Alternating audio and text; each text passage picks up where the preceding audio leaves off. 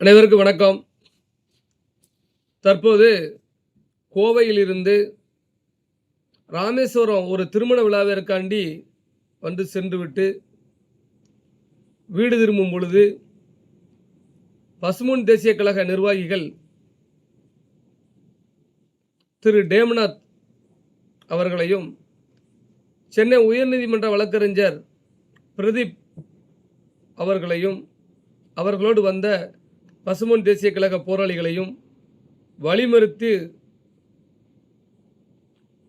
சத்திரக்குடி அருகே 100க்கும் மேற்பட்ட சமூக விரோதிகள் ஒன்றிணைந்து வழிமறித்து வாகனத்தை அடித்து நொறுக்கியுள்ளார்கள். கொலைவெறி தாக்குதல் நடத்தியிருக்காங்க.